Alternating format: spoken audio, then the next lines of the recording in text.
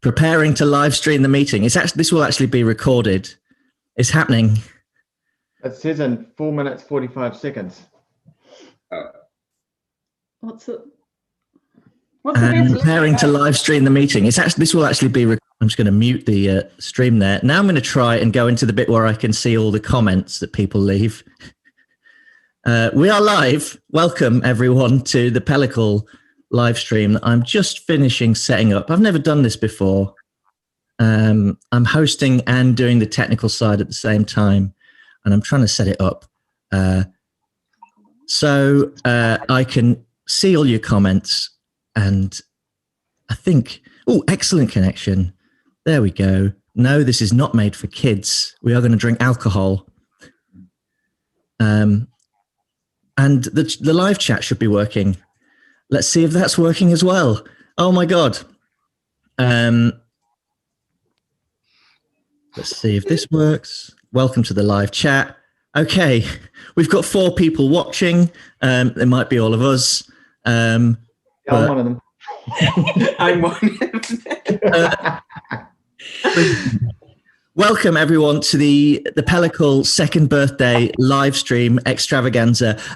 Lots of introductions to do, but first I think before we've got to basically drink a can every 20 minutes. So let's get into our first drink. It looks like Hammy has already he's got his is that a coupe? That's a nice coupe. Coupe.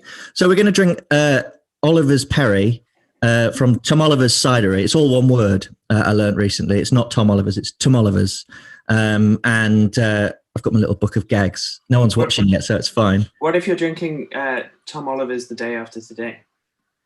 Tom Oliver's the day after today? Yeah. I don't know. What does it mean? Tom Oliver's tomorrow.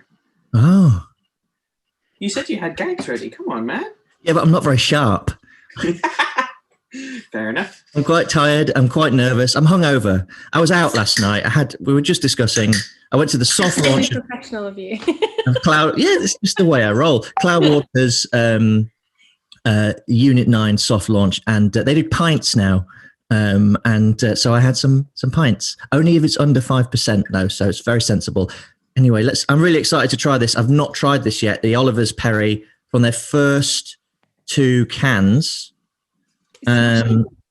We were up there the other weekend, and he said that the tasting notes for this, in fact, even on the can, I think on the can or on the tasting notes, or wherever you read it online, are about drinking it direct from the can as opposed to pouring it into a glass. Oh, so it's always about like aroma as soon as you crack it open and that sort of thing.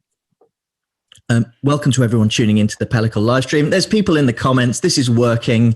Fantastic. I've said hello twice there as I figure it out. Thank you for tuning in and joining us. Let's do some introductions, starting with on my left or right. It's Katie. I'm going to go. It says Katie and Tom, but it's just Katie. It's just me. Katie, Shiny Biscuit Mather, writer extraordinaire, proprietor of Corto, a brand new compound drinking bar, to use a term of Rachel Hendry, based in Clitheroe in Lancashire, up here in the north. Welcome. We've got the indescribable Lily Wake, beer writer of the year, potter, and all-around good bean. How are you, Lily?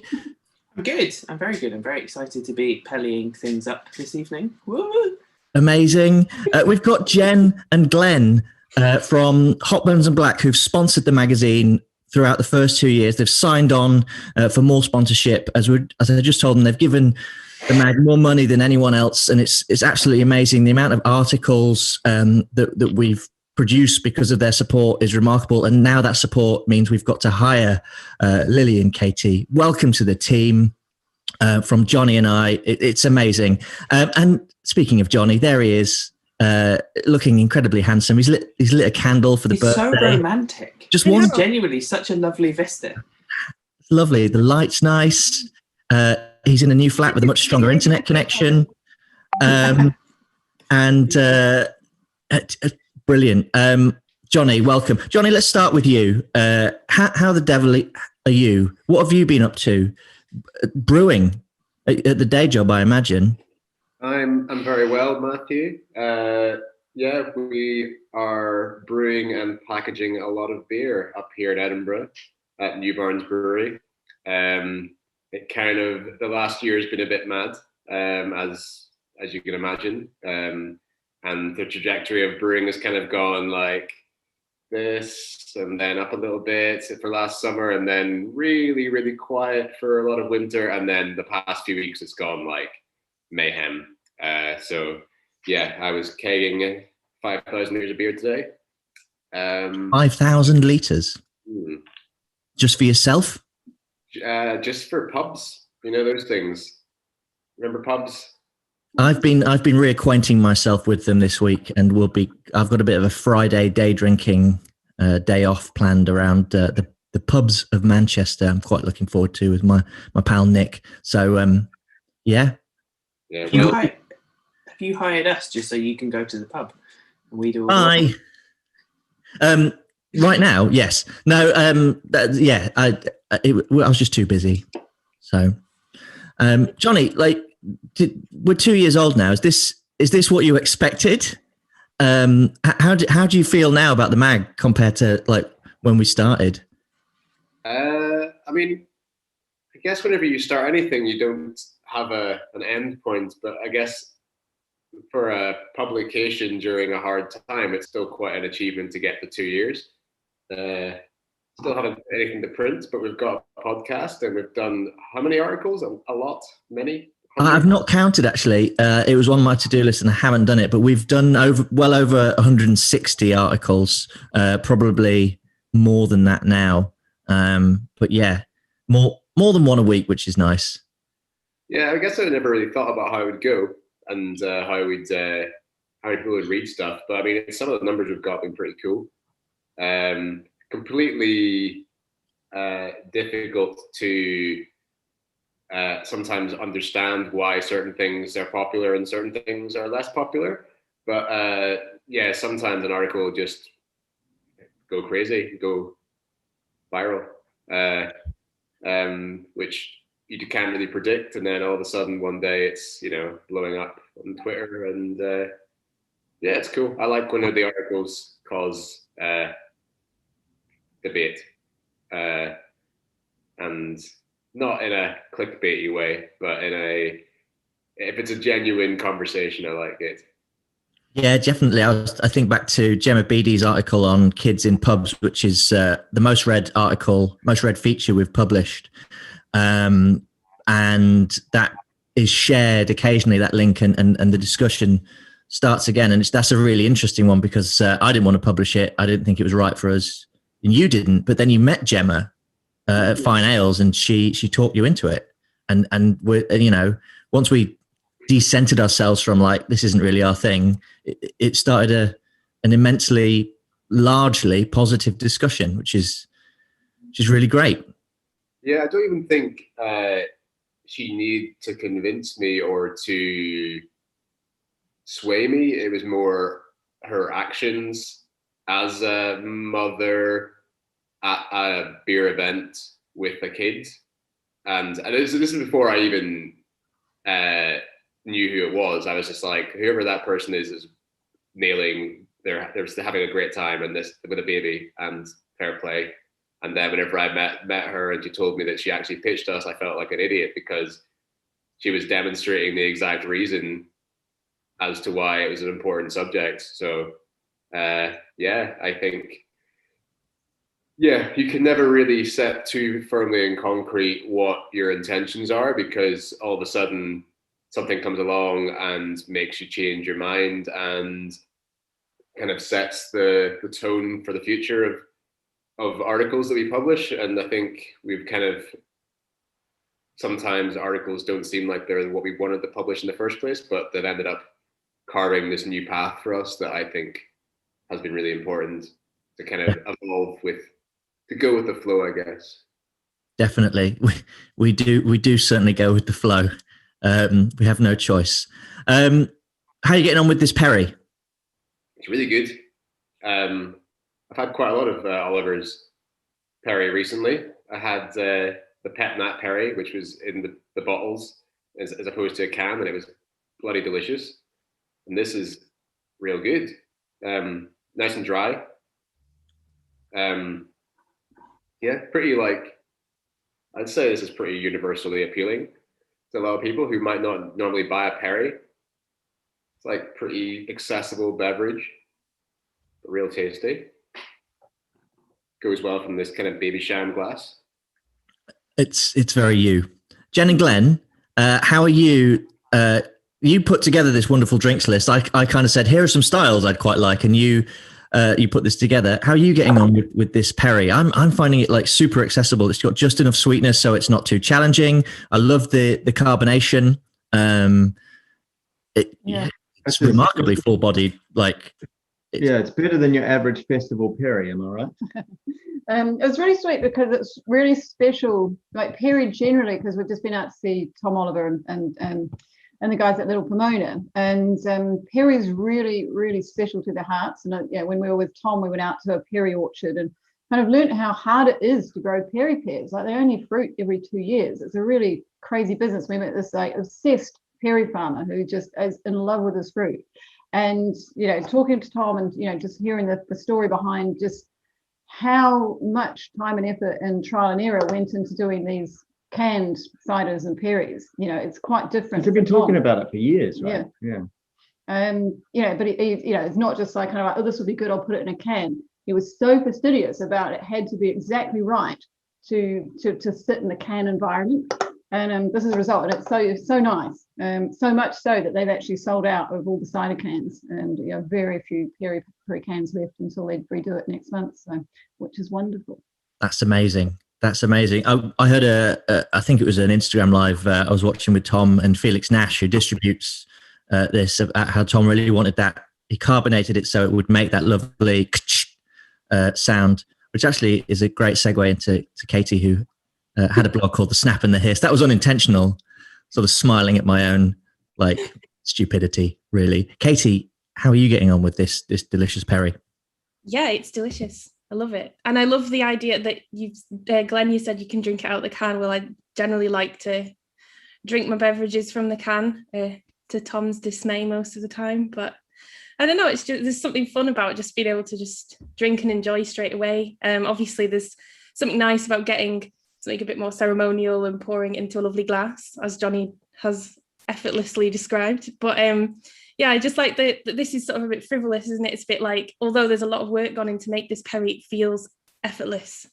So I like that you can just swig it from the can. It's enjoyable.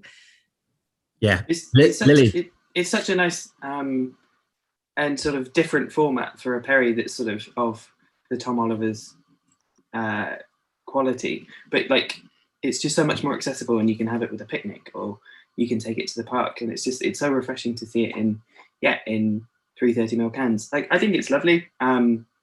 Getting lots of like toffee apple vibes, or sort of like that sort of caramelization, sort of oakiness. I think I had this recently. I think I had a Duff can. It was quite sort of mouthy and sort of THP, sort of tasted a lot like Cheerios.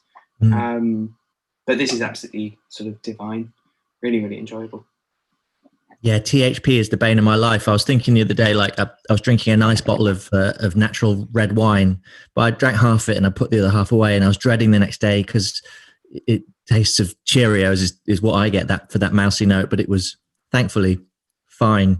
But I was thinking to myself, if only there was like a simple production tool winemakers could use to stop that happening, then it wouldn't be natural wine. Yeah, this is not a debate on sulfites, although we could have a 2-hour debate on sulfites, but let's not. Lily, I don't really want to. No, it's a birthday party that's like literally like, let's have a debate about THP. I would expect nothing less. That was John Pigeon, by the way, my alter ego coming out there. More from him later. Lily and Katie, you were two of our first ever writers, but Lily, I'll put this to you first. But like, what piece from our early years really stood out for you? Bar your own wonderful award-winning Pellicle work, what have you really enjoyed from the past 2 years?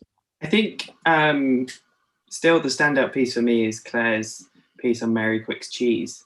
Is it like, I think it's called like A Universe Beneath the Soil, or something along those lines. It's universal and soily. But it was not something I expected to see on a drinks magazine, an article about cheese. But it was really wonderful to read because it taught me about something I knew nothing about, in a way that I wouldn't sort of expect from a drinks magazine, because I know a fair chunk about beer, a little bit about wine, and some about cider. But I was just sort of blown away by not only Mary Quick's approaches, and I've actually tried some of her cheese since. I got influenced by the indomitable Claire Bullen to go and buy some cheese. But it was also just Claire's writing about something that could be sort of seen as perhaps you just wouldn't think about, like the microbiome beneath the soil and sort of all the processes that go into making ostensibly a quite simple cheddar. So that's sort of, I think, you dropped the link in, very nice. I've done it. Yeah. I think that's my standout piece. It's certainly from the early days. Can I just jump in quickly and just say that was my standout piece as well? I loved it for exactly the same reasons, and also I put down a little quote in my little notes here. It says, "Cheese begins in the dirt," which is like the takeaway that I got from this. And it reminds me, it's finding these unsung heroes. There's people that are just quiet achievers. They just keep on doing what they're doing, and it's just discovering these little talents that just we would never have heard of before. And I love that piece for the same reason. Yeah, and Mary seemed like such an incredible person, and sort of as other beer articles and other sort of Pellicle articles have inspired me to do, and sort of go and visit somewhere. I really want to go and just eat cheese on a farm in Devon. Like, as a lactose intolerant person, it might kill me, but what a way to go. Mm-hmm. Living dangerously for joy, and that's what Pellicle's all about. Like at its core is about sharing. When you eat or drink something delicious, it makes you happy, and that's kind of why we write about it, why we talk about it. It's interesting. Claire is watching, by the way, so Claire saw all that, you gushing over her amazing work, which also means I can tell Claire, who does have another article commissioned, that I can't wait to read your next article for Pellicle. Say it to her face. Yes, we'll just keep asking until you write some more lovely words for us. It's really great because it was. I love that article because it kind of set us out as like our food audience is very small. People come to us to read about beer first, and the cider stuff does really well. Wine is actually growing a bit faster than it was, and food is the last couple of food articles, particularly Josh Barry on mortadella. That's been picked up by the UK Charcuterie Board, and they've been sharing that. It's interesting to see. People always expect the beer stuff from us, but that article kind of set our stall for the food. We've done a few more cheese articles as well, and it links into some of the other stuff like the charcuterie and butchery pieces. What I love about that article is as well, it's not just about like here's the cheese making process, here's the cheese being sold. It's about the cows, and there's another great cheese article about Bobolink Dairy in New Jersey from Jesse Friedman, and that article is about the cows and what the cows eat and how that makes the cheese taste different. And, I love that side of things, that agricultural connection. How's everyone getting on with the Perry? Are we ready for the Hellers yet? Am I jumping the gun? If you're in the comments there, welcome. It's great. There's 30 people watching now. Brilliant. Thank you for tuning in. Do feel free to drop a question in for any of us, or just say hello in the comments, and I can ask that to the group. But yeah, thank you for tuning in. Can I just say, is there something Johnny's not telling us? Like, he's giving off like kind of like real monk kind of vibes. Maybe it's the minimalist background, maybe it's the candle, maybe it's the dappled light coming through. It's very zen, isn't it? But it's something very Trappist about his surroundings and demeanor there. It's either monk or vampire, I think. Why not both? Yes, a vampirist monk. and maybe the glass as well. Are you converting there, Johnny, or are you going to be brewing something different? Or I'd love to, become a modern monastic brewer. Well, I hear there's plenty of openings at at the only UK Trappist brewery. They're in fact they're running out of team members. They're all getting old and moving on. I don't know. Has anyone seen the doco on BBC? I've not watched it. Gotta watch it. You've About got to watch it. Tint Meadow. So cool. Check it out. Yeah, a real high tech, like one of the most sort of advanced craft breweries I've seen on that sort of scale. Yeah, very cool. That was a good lead. Speaking of advanced craft breweries, we're keeping up to the 1 can every 20 minutes because we're going to try and keep this to 2 hours. But let's drink this Helles from the wonderful Lost and Grounded in Bristol. So there is actually an article on the site by Will Hawkes about Pellicle'S. And actually, the articles we've had on individual beers. So I did Harvey's Best. Lily did table beer from the Colonel. And there's a few others on there as well. But, you know, I love the full in-depth brewery profiles. But actually, those articles on individual beers are consistently some of the best performers because it's like just focusing. It kind of takes the ego out of it. It's just about the beer and why that's so nice and the story behind it.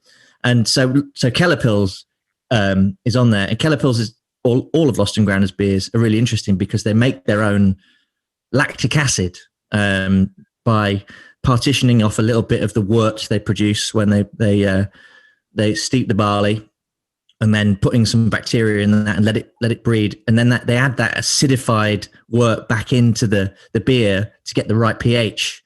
So this is how you do it. You add it with the hand, and I've gone a bit David Lynch, and I also completely lost my train of thought. How many cans have you got, Johnny? I figured I wouldn't leave every time we need a beer. I'll just get them all now. I've got a little cool bag. Johnny, hands of cans. I got a spittoon because I'm sensible. Cheers, anyway, everyone. Enjoy this lovely Helles. But it gives the Lost and Grounded beers a unique signature. And I love this beer, and I wrote about this for Hop Burns and Black in my column because Pellicle'S, they're the sort of house lager that Lost and Grounded do. That is a very hop. It's a very balanced beer, but it is a very hop focused beer. They call it like a hop bitter lager beer, don't they? But this Helles is it's all about malt. It just tastes of like golden barley. And in fact, Katie, you might be good to talk about this because in terms of like describing in rich detail places, you know, your wine tasting notes are very transportative. Where does this beer transport you? Oof, what a question. It is very, as you're saying, it's very malty. It does remind me of, not to go a bit Theresa May, but like Fields of Wheat. You know, like that lovely sort of late summer hay, dry grass. It hasn't rained for a little while, so everything's a little bit dry and a bit crispy, and lovely like sort of golden sun in the evening. That's what I'm getting from this. Yeah, it's a fantastic beer. You said you were going to say Quicks as well, didn't you? Was your favorite article from previously, or was it a different article? That was Jen. I had a beer before I came on for the nerves. I'm so sorry. My door is actually going, so I'm going to have to answer it. I'm so sorry. I'll be back in a second. Johnny, would you like to tell us about a favourite article of yours from the previous years? Well, I find it funny that we've gone 2 years and everyone seems to like the first article we ever put out, one of the first articles. But, we've come a long way. It's all downhill from there. Yeah. I guess I really enjoyed Gemma B's piece on actually most of everything that Gemma's done for us has been amazing. Matt and I always say how, like, I guess Gemma has her own audience that maybe a lot of other people don't know. But like every piece that she does is really well received, and she's done quite a varied range of stuff for us. So it's been not just on food; it's been quite a lot of travel stuff and some booze stuff. But she did a really nice piece on something that was close to my heart that I wanted to write myself, but I thought that she would do a lot better than I would, which is an article on half and a half. Which is the kind of Scottish tradition of having a half pint with a whiskey, which is something that whenever I moved to Edinburgh in 2008 was something I kind of got used to being my last drink of the evening.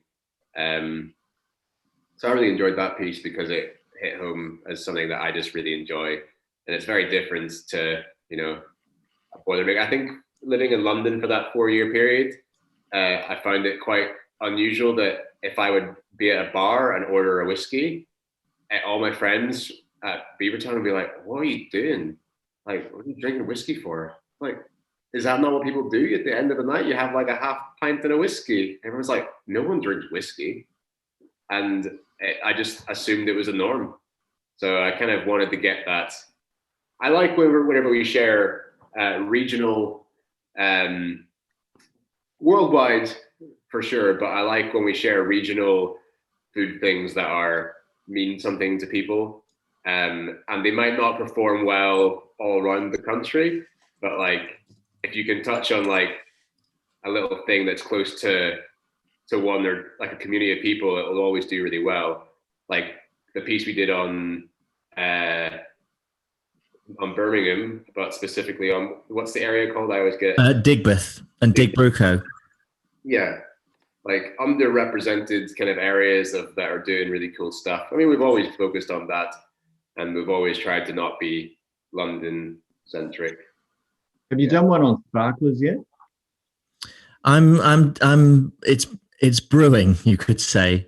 I only tweeted about sparklers the other day. If anyone follows, I assume people follow me on Twitter, because it's just like it's a bit of a carefree debate that I know I'm right about. So I wrote about the sparkler debate for Wine Enthusiast, the American wine magazine, Mhm. and it got like no traction because it's an intensely regional debate. But I haven't shared it on Twitter because I don't want to risk the wrath of either side, really, the wrong side as well, being no sparkler.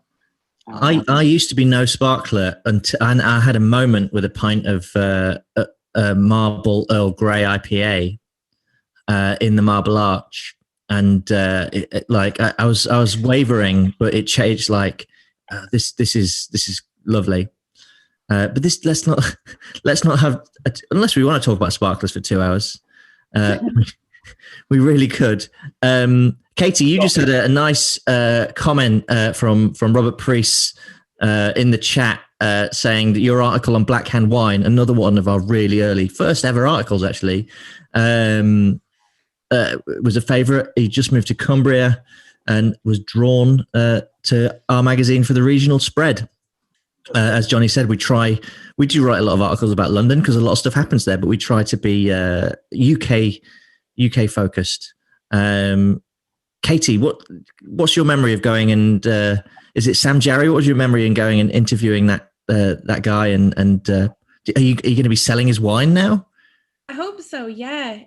We haven't been able to because he doesn't deliver, so we would have had to go up and get it, and there was no way of doing that legally.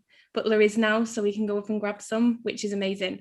Like, firstly, to be like the first piece in Pellicle'S was like a massive honor to me, and for it to be about wine, which is something that I previously hadn't dared approach anyone to ask if I could write about before. That was pretty special, and it wouldn't have felt right to do it for anything less special than with Sam, because his little place in Penrith is just like an absolute find, and the way he talks about wine, I just totally clicked with. It's so emotive to him, it means so much, He goes there, goes on harvest with the same people every single year, and he just cares so much. And I think that's where I clicked with wine properly, and that's why I wanted to kind of write that article, because it wasn't just I liked this guy's shop and I liked his wines. It was like, it was a moment where I realized that wine was more than this drink I didn't understand. It was something that I really, really wanted to understand. And that's what I think a wine person, like a wine shop could be, And the fact that he's just he's a really cool guy in like a big barn that's full of and it's like this really cool vintage and junk shop, like barn type situation. You really have to go to kind of understand what it's like there. So it just doesn't, it's not like any other place that would sell the kind of wines that he sells. I just loved it. And so I was really glad to be able to put that into an article. And I'm so glad that somebody who was new to the area managed to find him through that, because that's basically all I could want from it, really. Yeah. Yeah, it's a brilliant article. And you've since gone on to write some incredible wine articles. One of my favorite wine pieces we put out was yours on Rudy and Rita Trossen. When you went picking grapes in the Mosel, what was that like? I mean, it was amazing, like life-changing experience. And I feel like that's really sounds hyperbolic, but like genuinely, I wasn't the same after I came back from there. I just wanted to go and pick grapes the rest of my life. I went because of Sam, because he told me how great harvest was and how he felt like in this sort of like spiritual way that he had connected with the wine and stuff. And I thought, oh yeah, okay. And so I went, and okay, so it wasn't like spiritual for me. It was just like a really good exercise in getting to understand something. But I love to learn, and like I want to be taught new skills, and I want to find out everything about a certain subject if I'm into it. And so being there and being at Rudy and Rita's, and just them having the generosity of their time to just tell me everything that I wanted to know, answer all of my stupid questions that, someone who would normally be there would probably know the answers to, but I was like right at the beginning of my wine journey. And so that was another thing. It was super lucky for me to be able to go there right at the start of me understanding even what natural wine was, to be like, so what's biodynamics? And like people would laugh, like, oh my God, as if you're here and you don't know what that is. But you don't know until you ask a question. And I think that they just enjoyed the fact that I was just like asking all these questions. And also I got to try some amazing wines around the dinner table and stuff, which is just like an absolute honor. And I can't wait to go back. Hopefully I'll get to go back this year and stay a bit longer. Fingers crossed. And actually, remarkably, Johnny went picking the week after. He edited that piece, but he had first-hand experience, because the week after you were there, he was, and you had, I think you both had very different weather. Yeah, it was pretty terrible whenever I went there. It rained a lot when I was there too. I just think I had intense rose tinted, like entire rainproof visor on. There's some lovely compliments from Sama in the comments about your burger van, your handheld rebellion burger van. That's one of our most read food pieces, actually. No way. Way. And you actually wrote the most read food piece, which is bun. We'll talk about bun later. But that article is this. I think it's the second or third now most read piece on the site, most read feature. When I see feature, I don't mean listicles. Like anything that lists things always gets way more hits, like our trailblazers and trendsetters, because people just love a list.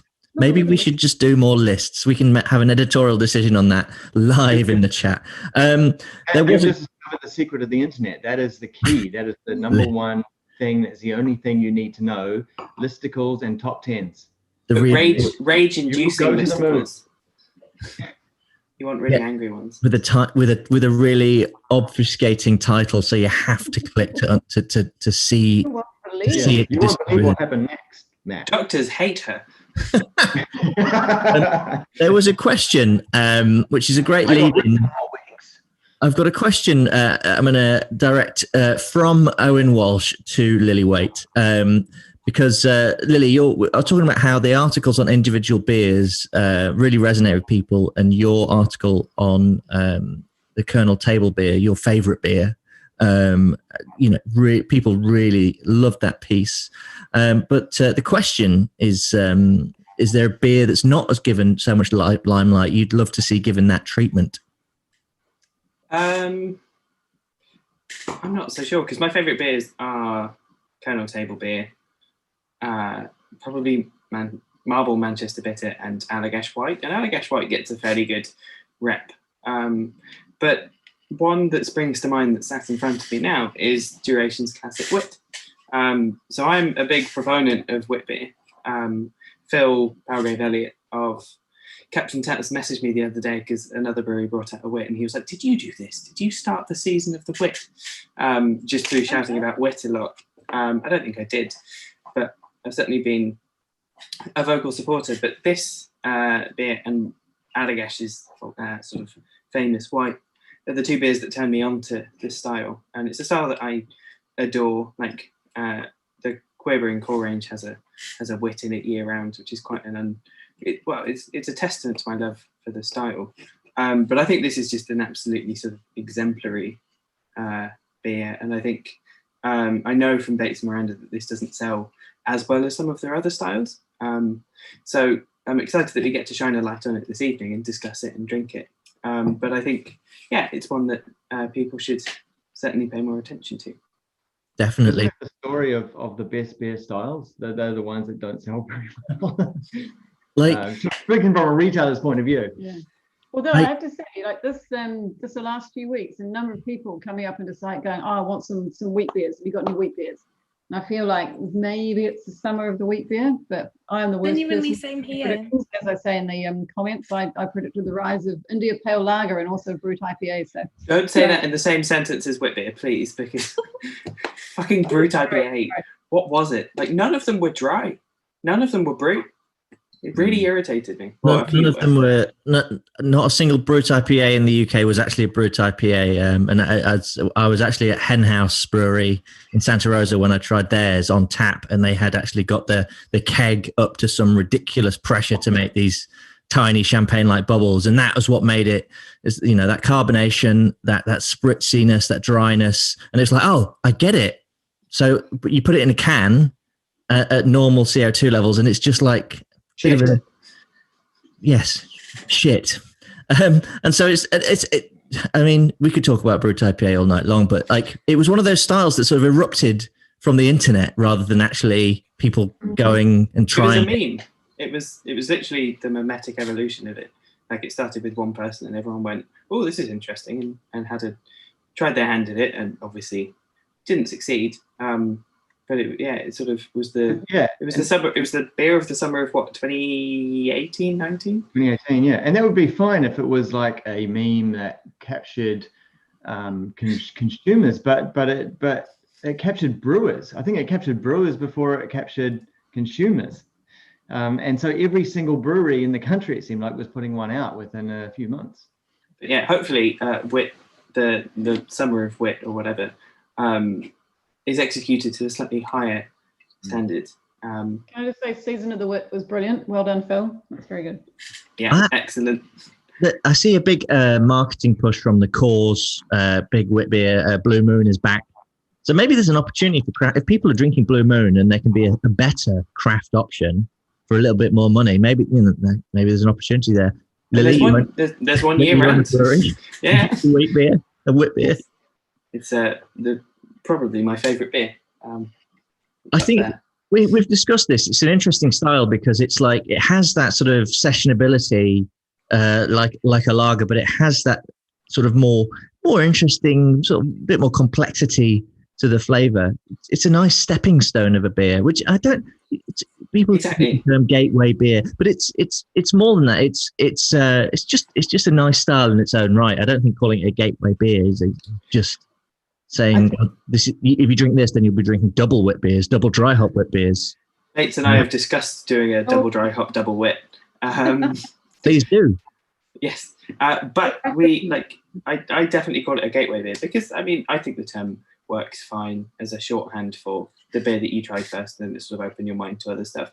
But I talk about the potential of the or the potential for wit beer to be a gateway beer as sort of being astronomical, because it is sessionable. It's not too bitter. It's not too bold in flavour, but it's so complex, and it has flavours like orange and coriander seed and that sort of citrusy spice note, that to someone who's not really drunk a broad range of styles of beer before, but is sort of interested in different flavours, can try and then go, oh wow, this is what beer can offer, which is why it's sort of it takes up such a prominent place in our core range. Amazing. I could talk a lot about wit beer. It's a fantastic beer. How is everyone getting on with the Helles? I'm loving it. It's just like, it's super malty. I think a Helles should be 4.85%. I like, Augustine is probably one of my favorite all around beers, but I do, this is lovely. I think this is going to be mad popular over the summer. Once all this rain goes away, they're very good at making beer, Lost and Grounded, aren't they? And lovely people, which always helps. Absolutely. Yeah. Do you know what I was thinking the other day? That a trip to Bristol is long overdue. Now things are reopening. I've actually bought some train tickets to go places this week, which is remarkable. Mostly just to go to Leeds, because it's not very far away from me anymore, and drink some beer there. But I want to see Left-Handed Giant's Brew Pub. We've got a full profile of Left-Handed Giant coming in a few weeks from Nicky Pete, which is really great, because they're such a fascinating brewery. But yeah, I can't wait to get traveling and drink some more of this Helles. I'd love to go there by canal boat, personally, like from London to Bristol by a canal boat. If I left now, I'll probably get there by the end of summer, but it's the journey there that counts. Yeah, I think that would be great. You could do a nice stint down the Severn. Yeah, you could go through Tewkesbury, yeah, which is where I went to school. I don't know why. Go through Bath. Yeah, it's the only place I could think of on that road. That sounds lovely. On the individual beers, there's a call from the chat about an article on Jarl. I would commission that in a heartbeat. Can I just say that I haven't? Can I have it? Because I thought someone else would have, so I've just never pitched it. It's one of the pieces I want to write and don't have time. Shotgun. Lily has it. Yeah.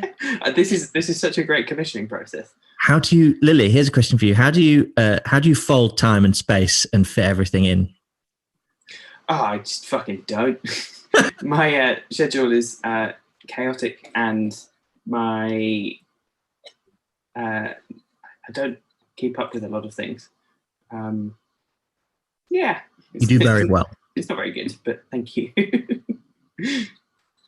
Johnny, you've been quiet for a while, so I'm going to go back to you, and we'll get into this wit beer in a few moments' time. We are now running two minutes behind the can every 20 minutes schedule, but don't feel the need to go hell for leather if you don't want to. But Johnny, you are in charge of our food and our wine content, and there's been some absolutely fantastic articles. I was thinking of Valerie Kathawala's piece on Jutta Ambrosic. I don't know if I said that right.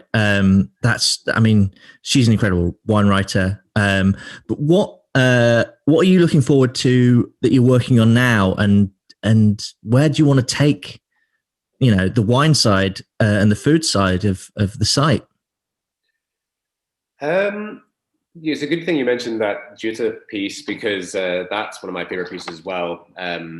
Reading that, I'm going to go to Vienna at some point whenever I can, because it's like high up on my list, because I never really considered going to Vienna, and the idea of a city winery and being able to visit vineyards in a city like Vienna is pretty amazing. So we're working on expanding the wine stuff. So Rachel Hendry is going to be writing more stuff for us, which is great. And as we see more UK kind of up and coming producers, then that opens us up to writing about those guys. And food, we're never gonna have a shortage of food articles. But I think just being as focused on the whole country and world, if we can, is what we want to do there. And then with Katie coming on board as do some editing, hopefully expand out the wine stuff even more, because she's got the knowledge and the interest to do wherever she's gone, to do some more editing around that stuff. But it's something that's thankfully doesn't do the numbers as much as the beer and cider stuff, but it's definitely been growing, which is great. Otherwise we wouldn't keep doing it. But just keep on doing it, and hopefully more people will see us as a all-encompassing food and drink site. Just a one-stop shop. Yeah. For all your beverage alcohol needs. Mm-hmm. Should we drink some whip? Beverage alcohol. It's a phrase that I've seen pop up in America a lot, and it really confuses me. Like, there's no food, solid alcohol. Unless I guess there's medicinal alcohol, like for swabbing wounds, maybe. Yeah, I stand corrected. I can tell you something exciting. It's beer related in terms of a feature, but one of the biggest inspirations for Johnny and I when we started Pellicle is a magazine called Pipette. It's a natural wine mag. I've actually just written an article for their upcoming issue on Noita, which is my friend Simon's winery out in Finland. He used to be the head brewer at 1 Mile End Brewery in London, and his wines are just coming into the UK. But we just had an amazing chat about coming at brewing from a winemaker's perspective. But Rachel is going to be writing an article about beer in Tasmania for Pellicle, and she's an incredible wine writer with her first book about to launch later this year. But that's really exciting. She's going to be writing about a brewer who grows his own hops and makes wild and fruit fermented beers.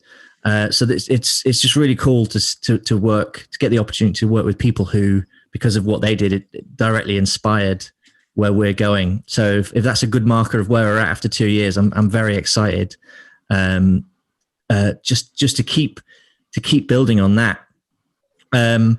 Very cool that you're doing an article on Noita wines as well. Obviously, the very last event we did before all this happened back in March last year was with Simon, who came to our East Dutch Road shop, and I think it was about the 6th or 7th of March, and it was kind of enough that stuff was starting to get kind of crazy and kind of scary, but we were just like, this, we'll do it because we're not quite sure what's happening yet. And of course, Simon turned up fresh from Finland, and at that stage we were still kind of quite naive people here in the UK.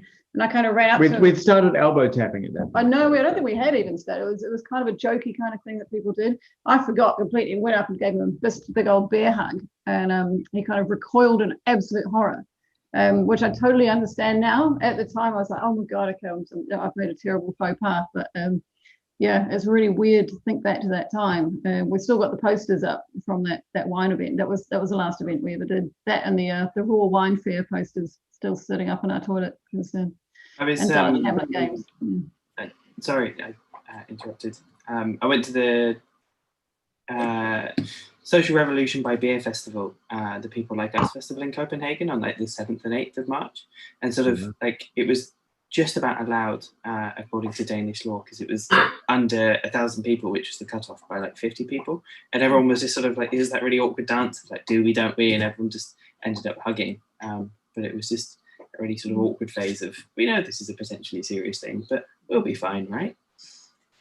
Yeah, it was crazy. I feel like after that was like that next 2 weeks it spiraled, didn't it? But let's not dwell on that, because that's history. That's history, and we're still living it.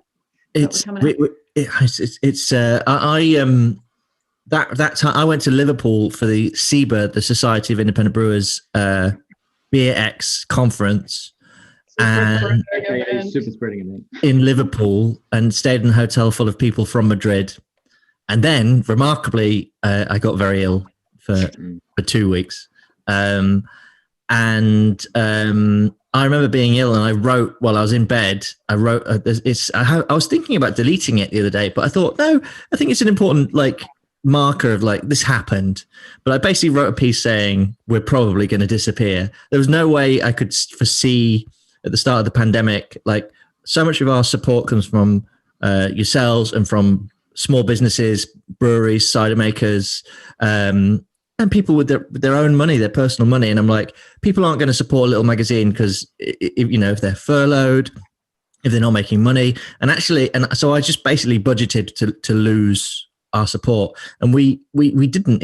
It grew.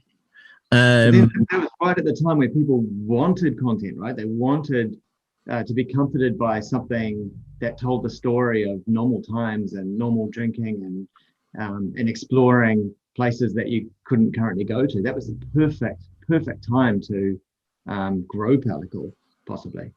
Well, that was our plan, wasn't it, Johnny? We're like, should we be pivoting to we didn't even want to use the word coronavirus in articles for the first couple of weeks. We're like, we know we want to provide.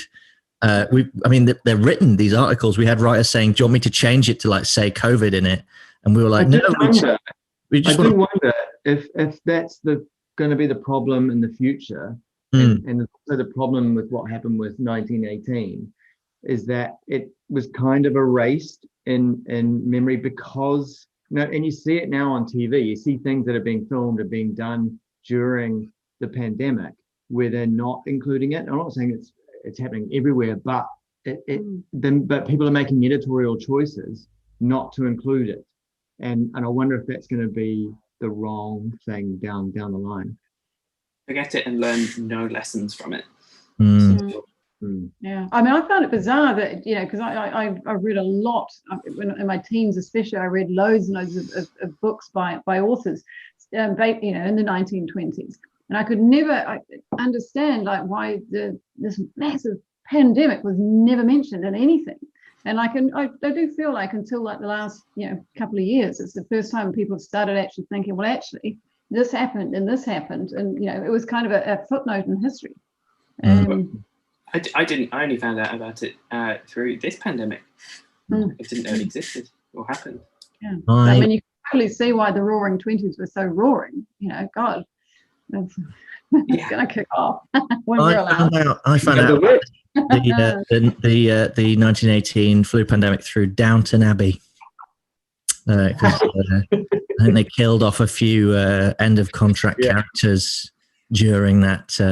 How convenient. That time. Yeah. We I do think that for you guys, that is something to think about.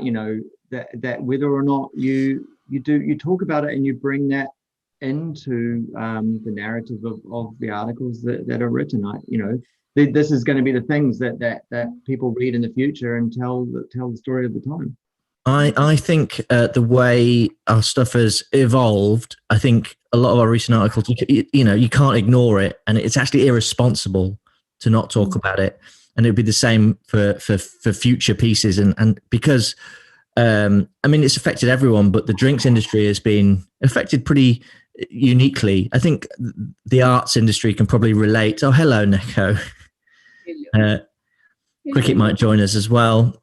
My cat, he's not here at the moment. Moving on though, how is everyone getting on with this delightful wit beer? We've gone from a Perry to a very malt-driven beer to a what I would say is probably a bit of a yeast-driven beer. I see Gemma in the chat says the Corona times, she's referred to them as the troubled times. Yeah. But yeah, no, this is lovely, isn't it a wonderful beer? I mean, I loved it when it first came out. They did that. They really celebrated, didn't it, with a kind of brewery tour and like a proper Zoom launch when we were in the depths of the lockdown first time around, I think. And I just hats off to Duration, who have really gone the extra mile. They've done such a lot of virtual events. Last year they've really brought people into their wonderful brewery up in Norfolk. And obviously they're fab people, but they've really tried to bring us all on this wonderful journey that they've had, making this incredible and transforming a ruin into this crazy, amazing brewery. And obviously, what will become a community hub. Yeah, they really have. I was going to say, Lily, you wrote a fantastic article on duration for good beer hunting, and we were actually there at the same time. That was before the pandemic. It was after FineFest 2019, and we were both with our respective partners, and we went. We drank a lot of bourbon. We drank some bourbon. You drank a lot of bourbon. I also drank bourbon. We played swing ball. We did. We had a lovely game of swing ball. Did you wear dragon No, not that time. There's so many like very specific, very idiosyncratic memories that duration brewing. Dragon pants, a barn, and some swing ball. I do think. I mean, I think they've got an incredibly talented team led by Bates on the brewing side, and Miranda is just brilliant at talking about stuff. And I do think they're making some of the best beers in the country. The Cutting Grass Italian Pilsner they did recently. I mean, I that style is brilliant. Is it the Sapphire hop? That really the dry hop in the Italian Pilsner style. I loved it. And Dripping Pitch. It's just as someone who loves West Coast IPAs, it's brilliant. Like I don't see like how a beer like this shouldn't sell well, other than people like why would I want to drink a wit beer? I think I think from my own perspective, I think that where some people have struggled with wit, perhaps in the past or just elsewhere, is some can be really sort of over the top with the spice and with that like clovey banana phenolic note, and I think that can put some people off as well. So I think something like this or Allagash White or a few other examples, like they're really well balanced. It's really sort of, there's a nice sweetness to them and a little bit of acidity and just like a gentle foam banana pillowiness. But I think sometimes they can be sort of smack you in the face with a bag full of cloves, which isn't to everyone's taste. Jen's been smacked in the face by behind. So Nico's got no tail, you see. He's got the raw end of the deal. Yeah. I think Neko's just taken over this Zoom chat. Katie, let's go over to you. These next few questions are for you and Lily, but like you're on our editorial team now, and I make no bones about the fact I'm a bit of a socialist, and I want everyone to have an equal say in how we take the magazine forward in terms of the content we produce. So what are you hoping to bring and commission for us at Pellicle? What kind of things do you want to see us doing? I'm hoping I can kind of reach out a bit more, do a bit more outreach and find, because we have amazing writers, but I think that there's more work to be done in finding more diverse voices, and to do so, you have to kind of extend the arm and just look in different places.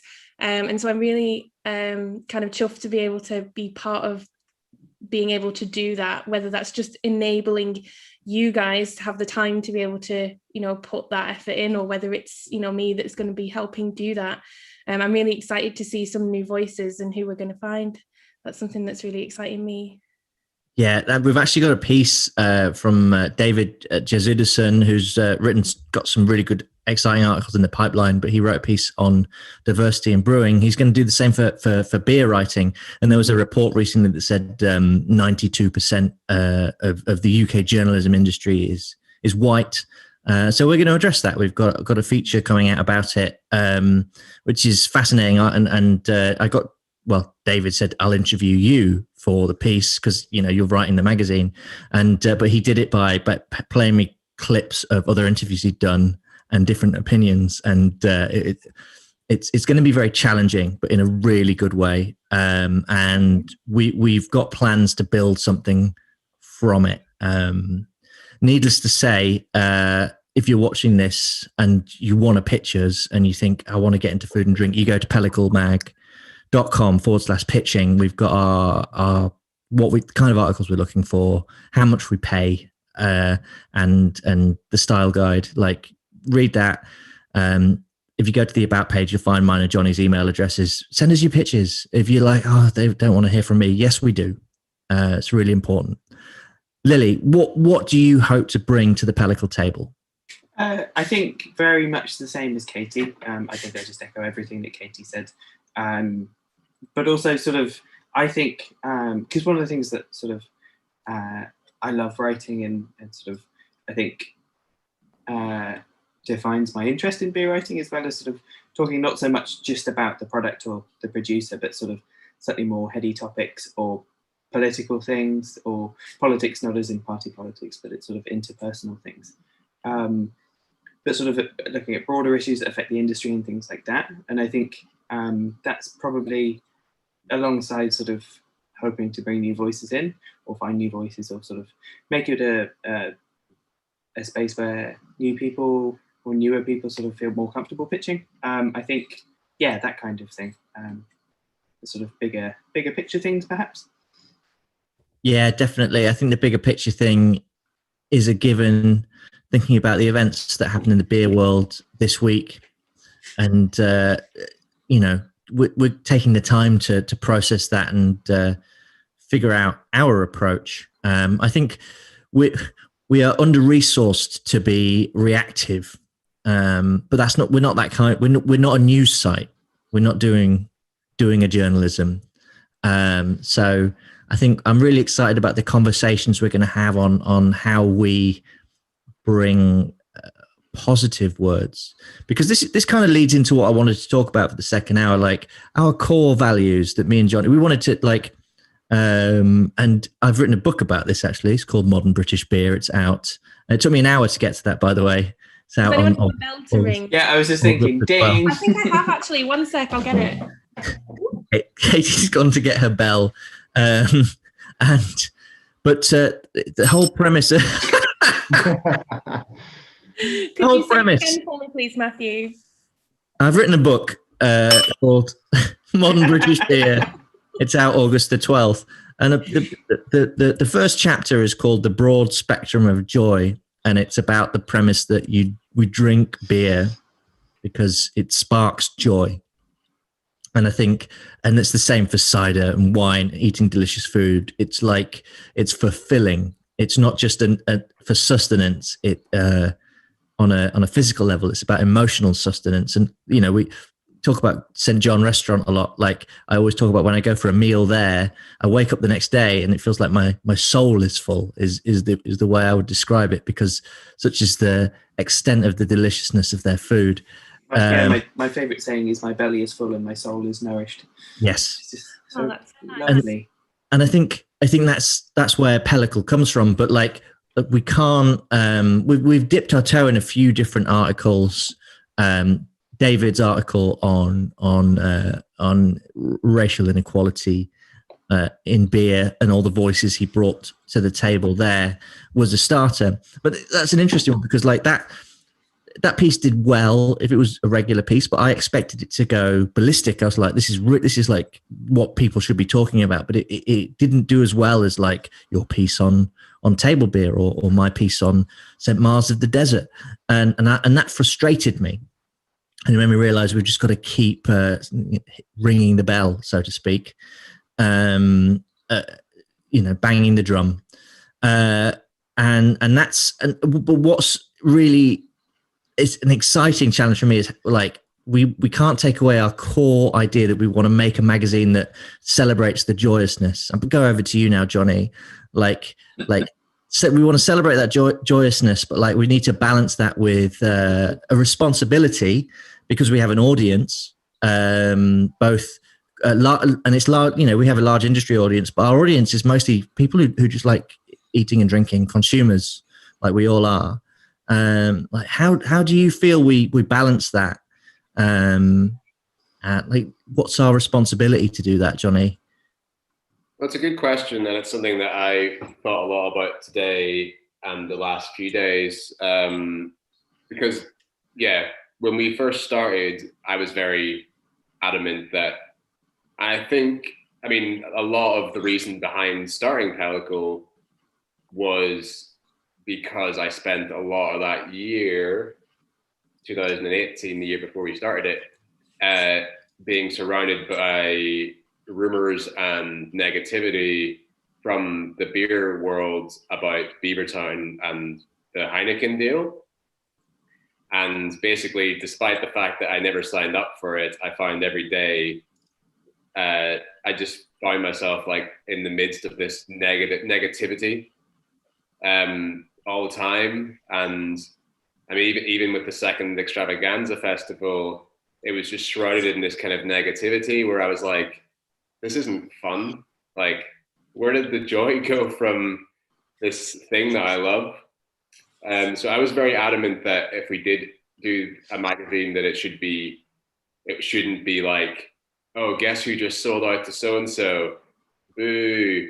Let's just focus on like the nice stuff. But that being said, when I thought about it today, there's no point in writing about the joy of things if certain people aren't able to feel the joy of things because they're being excluded.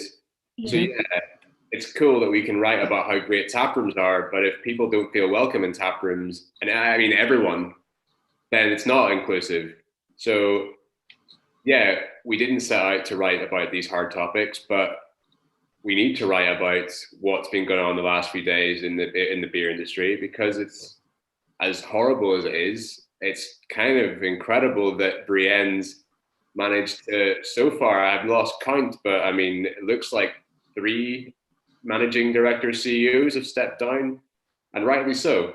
They know who they are. I've met 2 of them personally, and yes, frankly, terrible and horrible and shameful. And but if one person can do that, I mean, she's really caused a tide changing in the industry, and it really did feel like it. And it's felt like it's felt for the past few years that no one's been saying anything. We all know what's going on, you know. And beer festivals, we always talk about why there aren't that many people of color, or we aren't talking about that many women at beer festivals. And then you read these things and you're like, of course, why would you want to go to a beer festival? This is the stories you're reading about. So how can we write about the joy of beer festivals if the joy to some people is also a place of fear and intimidation and not being welcome? So yeah, we can write about all the joy in the world, but if not everyone finds it joyful, then it's not inclusive. So yeah, we need to cover both things, I think. And shout out to Brienne at Notch Brewing in Massachusetts, who was not expecting to do what she did, but has done something incredibly important. And we're at the beginning. The wound is open, and we're there. So, and what's great about bringing Katie and Lily onto the team is how we can talk about this. It's not just me and Johnny going, what do we do? It's now the 4 of us going, what do we do? But we get to have those conversations, and that's immensely valuable. But and if people are talking about how this is how women feel at beer festivals, how do other minority groups feel? It's tip of the iceberg stuff. But as you pointed out, Johnny, it's like it's going to affect real change. I saw some Instagram stories of women across America meeting in tap rooms, doing shots of Underberg, which is something I am righteously behind. Although Fernet's my digestive of choice. We have a ding for that as well. There we go. I was gonna try and get us to do all shots of Fernet, but I'm woefully disorganized. But I think what I'm hopefully we'll do is get us all together, and we'll do shots of Fernet together. Deep joy. Deep joy, indeed. So that's the plan. We're dedicated to pursuing that work and that's what it is. Like Lily and Katie, I'm really interested to get your perspective here on like what you hope to do, because we hired you because we want to help work on this joyful content we produce. That is that, but like what in terms of the more challenging stuff, like kicking us up the arse, basically. Like what do you hope to achieve? Lily, go to you first. I don't know that I necessarily have any aspirations in terms of what I hope to achieve, but I just think that by adding literally a sort of or broadening the experiences and sort of scope of who the Pellicle team are, then it's great to say we now, we're going to be in a sort of better position to field all sorts of pitches and talk about all sorts of discussions. That we have a broader range of experiences to pull from. We have different privileges that we can sort of look at and be mindful of when we're taking pitches or we're talking about what should be spoken about. As sort of always with questions like this, like I don't know what I'm looking to achieve because I don't know what the answers are and I don't know where we should necessarily go next. But I think that by having Katie and myself on the team as well, then we can sort of perhaps have I don't know quite how to phrase it, but sort of a broader well to pull from. That's a bit purple, but I mean, it's your writing. Yeah. Just as I said on Slack, annoyingly verbose. I think but I think I also just sort of want to touch on what Johnny said, and I think like I completely agree. Like we have to have both, because I think that unless we do dig into these conversations and sort of and talk about the bigger picture stuff and the harder hitting stuff and sort of look at all of the problems within the industry, from sexism and misogyny and assault to racism, homophobia, transphobia, queerphobia, ableism, ageism, everything. Unless we do that, then we're only talking about joy for a certain group of people. And I think that choosing only to write about joy is a privilege, and it's one that cannot be afforded to everyone. So I think we have perhaps to sort of not go all Immanuel Kant, but I think we have a moral obligation to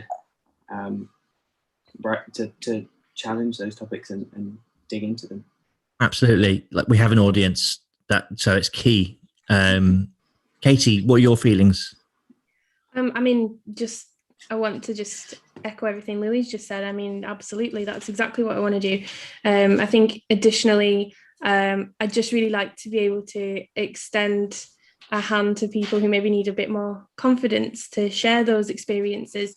Perhaps maybe they've been pitching to places for years and they've never had anything back because the people who they were pitching to maybe didn't have the experience or the knowledge that they wanted that article, or that they felt that they could edit it for whatever reason. I hope that having 4 of us, rather than just 2 people who were very under a lot of pressure to get a lot of work out, we can work with people, build their confidence, enable them to tell stories that we couldn't do ourselves, and also tell them in ways that they also feel really proud of doing so, because that's what really good editing is, isn't it? What I love about being edited as a writer is sending something off and then having it come back with like ideas I would not have thought of, because it's not from my point of view, or I've not thought of it from that perspective, because it's my experience. I'm the protagonist in the world. I don't thought of it from anyone else, sometimes. So it's nice to just hear it from somewhere else saying like, have you thought about this? Or can you expand on this idea? Like, we don't live in your head, so can you just expand on that? Being able to do that and make other people who are great say the things that they want to say even better, that just seems like a huge privilege to me. So that's something I'm looking forward to doing. Like I'm so excited to help. I think the thing that I love about being edited is sort of a good editor like Matt, yourself, or the great Claire Bullen. That it's just sort of coaxing those bits of the story out and just helping to mold it into a slightly more finished piece. And I think Claire coaxes. This is an ice block, and I'm going to sledgehammer. That's how I feel about my editing. I think it's important to say as well that like just by having you on the team, there are people that might not feel confident emailing Johnny and I. Have had emails from writers saying, start the email, I'm really nervous to email you, which I might not have understood, and I very much do now. But we all have email addresses. We're all at pelliclemag.com, and it's Matthew at, Johnny at, Lily at, Katie at. you can email any one of us, and we have we discuss it in our little Slack channel, and every pitch is heard. And it's pelliclemag.com/pitching if you want to read about the stories. But we're going to update that because I think that page doesn't reflect the need to challenge ourselves and the stories we tell. So that's one of the many things that needs to be updated on the site. I'm going to. It's our birthday party, so I always say drink responsibly, drink mindfully, but I'm going to finish this wheat beer in a bit of a big gulp, so I can get into this brick West Coast IPA that Jen and Glenn told me is absolutely fantastic, and I love West Coast IPAs. So cheers. We're going full total Curtis. There's a lot of love for the wit in the chat as well. Which is lovely to see. Fucking good beer. It's so good. They make fantastic beers, and it's the sound of the summer. Oh, look at this clear. I was just going to say, I've decided Bates is who I want to be when I grow up. Brewing is just incredible. I think that's an incredible aspiration, but for many reasons. He's a legend. His capacity for bourbon notwithstanding. I just remembered at Thanksgiving when Sam from Broxcar told me that he and Bates are my two gay dads, which I just think is a lovely note. I wish it were true. Whenever I see a name of a duration beer, I always think in my head, how would Bates say it? So that's quiet wood, cutting bread. And I'll never forget time at Thanksgiving, that very same Thanksgiving where he deep fried that turkey, and Claire Bullen cried. It was so good. She burst into tears. It was a wonderful moment. Oh my God. That was honestly one of the best nights I've ever had. I want to be in Norfolk again. I had to do. I think I went to Cornwall to St Austell that same weekend, which and I was gutted to miss the duration party. Diane, my partner, went. She had a really good time, as many of you did. But I went to Cornwall. But I did. I got to have a pint and a chat. What turned out to be my last ever one. I didn't realise at the time, with Roger Ryman, who passed away last year, the former head brewer of St Austell, who I was a huge fan of his philosophy and his brewing. But next time Duration have a party, I'm going to be there. Anyway, I'm so drunk, I thought you were. So. I sort of appeared. I was talking to Diane in the kitchen for ages, but I thought I was talking to you and Diane. Good time. I appeared in the flames. No, I was staring wistfully at the English Channel in Charlestown, drinking a lot of Tribute. And if you think Tribute's a boring beer, go to Charlestown and drink it in one of the pubs by the sea there, and it takes on its own character. And they do serve it sparkled because Cornwall is technically in the north. I always say if there's going to be a civil war in the UK, Cornwall's going to come around. We're on the other one side. Cheers to Cornwall. And we'd cheers be very glad to have them. I'm going to enjoy, as the UK authority on West Coast IPAs, I'm going to take a deep sip of this. Happy birthday, Pellicle. Cheers, everyone. Banging. We're going to have to do that again when Lily gets back. Lily's not here. Jen and Glenn, that's gorgeous. It's got all that lovely sweetness. Yeah. Oh, nice little bit. It's super balanced. That is old school. That is and it's not too bitter. It's mega balanced. We'll do this again. Lily, have you got your glass charged with West Coast IPA? Not yet. We're going to wish Pellicle a happy birthday. Well, there'll be another one of these before the end of the show, but we just did a big toast and then realised your chair was vacant. That's fine. I'm normally unremarkable anyway. So if you're in the chat, do charge your glass. Cheers to Pellicle and you all. You're fucking beautiful. I love you all. Lord, that's a proper West Coast IPA. that's a big That's a point. big- There are a lot of West Coast IPAs in this country, but there is no West Coast IPA like this. That's a bold claim. That is a bold claim. I think one of my recent favourites was it was the Burning Sky Verdant collab. We Are the People, the one that was brewed at Burning Sky. We Are the People was very, very close to Pliny. Like if you could drink a few cans of that and probably transport yourself to Sonoma metaphysically. Of course, Untapped hated it because that's Untapped beer. Ah. They hate it, but they didn't rate it as highly as they should have. Not many cans made it to Leith. I don't know if many people know this, but it's accidentally a Rangers like Glasgow Rangers Yes. slogan.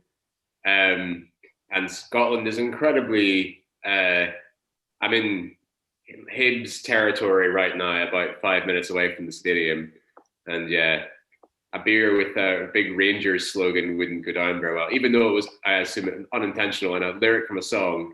But yeah, From a movie. I can't imagine a brewery in East Sussex was sort of that concerned with regional Scottish football beef. It's more widely spread than you think. As someone who doesn't understand football, I'm sure. This is great. It is great, isn't it? And you just said football. Lincoln City are playing Sunderland in the playoffs, and now I'm like, we were 2-0 up when I started the stream at 77 minutes, and now I don't know what the score was. If anyone can check and drop the final score in the chat, that would be most appreciated. You need one of the microphones with the little nose thing that you can. Yeah. Get really close to the microphone. What I wanted to say is, I mean, we are supported by our readers. We had a little bit of investment to start, but we spent that in 6 months. But that was my plan. Like, we had to build revenue in 6 months, or we just would stop existing. People got that, and we got some amazing support. And now we have 36 businesses as pro tier supporters on Patreon, and over 200 people. And we're literally paying freelancers every week. We pay out over $1,000 typically to people doing amazing work. And now we're paying a little retainer to Katie and Lily. And Johnny and myself are finally taking a little bit of money. All four of us get exactly the same every month, which is wicked. It just means we can spend more time on the site because it's sustainable. And we're only £400 a month away from upping our rates. That's our plan. It says it on our Patreon. Going from 20p a word to 22p a word, little things like that. Putting our photography rates up, putting our illustration rates up, and hopefully beyond that, I want to add a travel bursary to encourage people to go. Like we need people to go to these places. All the articles we talked about, whether it's Katie going to the Mosul, Lily going to Bermondsey to write about table beer. So far away. Claire Bullen going to Devon for Quicks. There's so many pieces like that, but to offer a travel bursary, a little one at first, but if we can cover people's train fare and get people out of the cities and getting to places. So it's more accessible for people as well, doesn't it? It means that more writers can afford to do work, because there's so many. That's one of the main barriers, isn't it? People can't go to the places that they want to write about. So that's great. Yeah, absolutely. Absolutely. So if you do want to support us, it's patreon.com/Pellicle'Mag. Patreon.com/Pellicle'Mag. You don't have to support us because the site is free and it's always going to be free for everyone. But if you can afford to, get on it. Just beginning of the pledge out, because I feel like it's got to have a bit more gumption, and you've got to have a target as well. What are we doing this hour? Is it £100? We look for £100. Come on, guys, get on the phones. We've got everyone ready to take your call. Yes, £100. we do Oh, need we that. can do it. Come on, guys. Where's the drop-down banner behind you, Matt? Where's the sort of the I sparklers? will say that but if we get to £8,000 a month, I can run Pellicle full time, and I'll be that's it. It'd be amazing. But we'll get there bit by bit, and we'll keep doing the mag. That's the plan. We run on a cash basis. When we run out of money, the mag stops. As simple as that. When you first started talking to us about Pellicle, obviously, more than 2 years ago, but instantly it was, we were really excited about it, right? So it just sounded like something we wanted to get behind. I think for us, and I suppose everyone here on this panel tonight is in the lucky position of running their own business or businesses, and yeah, it's a great position because you get to call the shots, right? And so you get to be incredibly subjective and support the things that you love. And I think that's why we backed you guys, because we just love the idea of what you were going to do. And it's, I think, you work hard. It's nice to kind of get to a platform where you can actually put your money not where your mouth is. Well, literally where your mouth is. Put your money in the things that you like to put in your mouth. Well, that was leading up to that, because you guys have sponsored us and you give us a significant amount of money every 6 months, and every time it's saved us, it's balanced the books, and now it's like allowing us to do more things. And we're friends outside of this, but it's like I literally just emailed you saying I'm starting a magazine. Would you like to be the sponsor? And realistically, I knew that there's not actually that to my own detriment, there's not actually that much benefit from sponsoring a little magazine, but it was more than that for you. So what was the importance of supporting a beer media outlet for you? And I say that because you've supported me as a beer writer. I've literally written for you every month for over 6 years. Long may it continue. And you let me write some bonkers shit. More bonkers the better. Yeah. I mean, for us both, Glenn and I come from a media background. I've worked for years in radio and magazines. Glenn was a radio host for how long? Decade of. But how am I doing? Yeah, a long I never knew this. That's so cool. Glenn was breakfast host extraordinaire for a New Zealand music station for a long time. Glenn, can you do your best radio voice? You can do it all night. I thought I already was. Hey. But I mean, so we know what the struggle is. Particularly, when I started over here, when I moved from New Zealand over here in 2000, I used to do a lot of freelancing for magazines, and it was like the boom time. I'd have phone calls all the time. It's like, can you work for this? Like every single trade, every single thing, everything you could think of in society had its own magazine. Print media was in this absolute boom. And then I was here for 6 years. I went back to New Zealand, and when I came back, I thought, I'll get back into magazines, and it had gone. Print media had really restricted, and it was few and far between. And I know what a struggle it is to do magazines, but I also know what a fantastic thing it is to work in magazines, and especially I think and I know you guys are going to be a sort of a print magazine at some point, but what you do so well is long reads, and in this day and age of TikTok, of Instagram, all this little snappy little kind of snacking content, as they call it in the marketing trade, it's really nice to have these wonderful, in-depth, considered articles. And I think it's more important than ever at the moment, because we're living in what can sometimes be just a relentless torrent of hideousness. There's not a lot of good news comes out, and it's just wonderful to kind of escape. And also, how many publications online have we respected in the past, over the past, say, 10, 15 years, that have degenerated into clickbait content? And I know, Matt, you were saying a little bit earlier, it's frustrating, this article doesn't get this many, and then I'll do a listicle and it does. And sure, because that's the way this bloody internet works.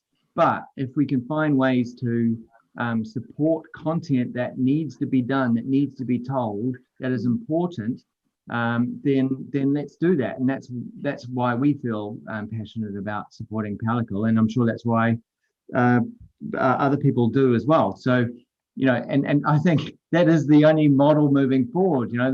Look at the Guardian, bloody hell, they're struggling every day to try and get people to subscribe, and it is by and large working. But there are so many other publications that have failed because they haven't had the support and they've had to survive on clicks, and it just hasn't worked. So if we can throw our bit in the bucket and make it happen, then so be it. You are a pair of legends. And you also have a lovely shop, and I can't wait to come down to London and just hug you. Just hang out. I have a new hugging technique in which I do a lateral flow test before and wait 30 minutes, and then sort of request a hug in writing. But I actually have had some hugs this week, and they make a genuine difference. To how you feel. It's remarkable, isn't it? All this stuff we took for granted actually makes you feel better. I quite enjoyed being, an extroverted introvert. I quite enjoyed not having to do the obligatory oh, hello, how are you? the meaningless hugs, but the meaningful hugs. That's the daddy. And I hope we get back to a point where we don't do the silly meaningless hugs thing. I hope we get to a point where we hug the people. What's a meaningless hug? How does that work? You kind of oh, hey, welcome. Hello. Is that the bit where the least amount of body contact, is the arms? No, it's just the people you don't care about. It's when you meet people at an event and you're just like, I don't know who you are, but hello. Oh yeah, that's when I step back and I go like that. Yeah. The skin hunger has been real. Like Matt, Di, and I, when I was up at Cloudwater, we both skin hunger.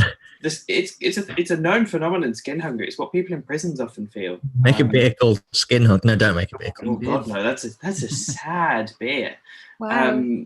But Di and I sanitized both of our hands very, very thoroughly, and then just held hands for a bit, and then sanitized them after. And it was one of the nicest things I've done in the past year. But yeah, hugging people again is lovely. I hugged, can't wait to hug you all. Hugged some people last night. Wonderful. And I'll be doing so again. If you're in Manchester on Friday and you want a hug, you must ask permission.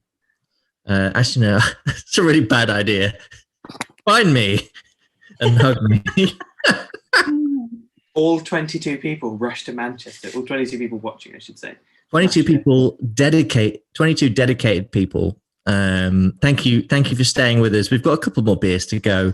Matt, have we hit our target this hour? Have we hit our target? I think we've overrun. We're one beer behind. We're one beer behind. In terms of the drinking, we're way behind. Does this stream just go dead at 10? No. We have to get through the beers until. I have done a few streams where you program it in and it does just stop, but this will stop when I press the stop button. You paid the Zoom fee, right? I have paid the Zoom fee. Yes, yeah. Put the money in the Zoom machine. I had to give a lot of because this is a brand new YouTube channel. I had to give a lot of personal information because it's live stream and anyway, it's all going to be fine. If you're watching YouTube, thank you. I don't know where I'm going with that. You haven't been fragged yet, so that's good. Yeah. No, we're not popular enough. What does that mean? We're not Vittles. We've not got the audience. Isn't it nice? All the commenters on there. It's been a really lovely bunch of chats. Yeah, absolutely lovely bunch. Quist, I just want to say we miss you too, and we'd love to. We can't wait to do events. We've just redone our Peckham shop, so it's massive. Oh, how did the refurb go? Oh, it took forever. But finally, we're still waiting on one fridge and some vinyl to be laid down. But apart from that, it's just the layout just means that everyone, normal shopping can be socially distanced, but also when it gets back to being, the kind of things that we feel like doing events again, we can do them and have a lot more people in, and possibly also have a rave. I don't know. Ooh. We'll see. I mean, to be honest, it's lost its living room vibe. It's lost its, some of that. That initial charm, and it's slightly more functional now, but that's the way it's going. You know what I really want to go to, and Katie's dressed for it. I want to go to an indie disco. I want to dance to specifically "Pounding" by Doves, about 1 a.m. Of all of the songs. What? Yeah, like I after a shot of tequila, and then Pounding My Gloves comes on. Suddenly, it's 2001. I'll tell you what I want to do. That's I want my bicep gig that I was denied with Johnny. We were denied. This time, it's going to be too emotional, and I don't know how either of us are going to cope, because I'm probably just going to burst into tears from the start to the finish, which won't be very ravey behaviour. I don't know. I can give you a bicep gig. Just Whoa! That was awful. In this chat knows this, but I stayed in a hotel on Christmas, over Christmas, and on Boxing Day, I woke up to a text from reception telling me, which I'd obviously slept through, to asking me to turn my music down because I'd fallen asleep with my laptop on this with a bicep from Printworks at full volume on the TV, and I got told off by the hotel because on Christmas Day I decided to fall asleep drunk to bicep. Well, why not? Yeah, Why so not? probably the most rock and roll thing I've ever done.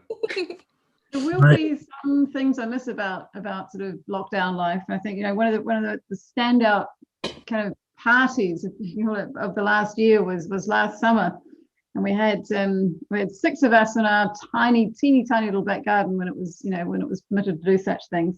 One of which was Sam Boxcar and his lovely partner Emma, and we just had a little speaker on the table, and we all kind of just danced out there until like about 2 a.m.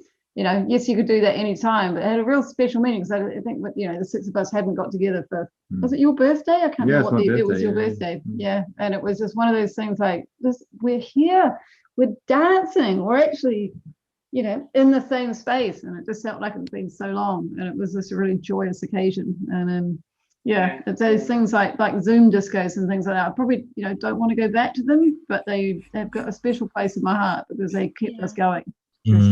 I did enjoy your Zoom, like when you did your shows. I did enjoy. Oh yeah, to take part in. Yeah, they were good. The one I took part in, someone, not me, spilt a glass of wine over the electrics that all my computer was plugged into, and I did turn the computer off very quickly. But everything was fine. Survived. We were literally doing shots of tequila in our house. That was like early lockdown 1. Is that not the first birthday?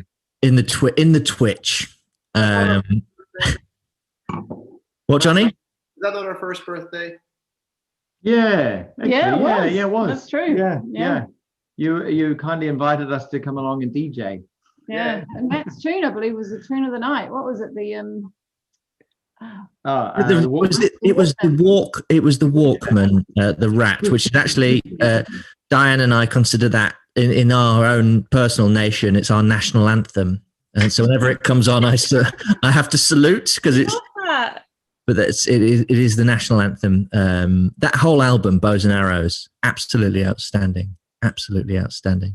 I've got gig tickets in September to see All Them Witches.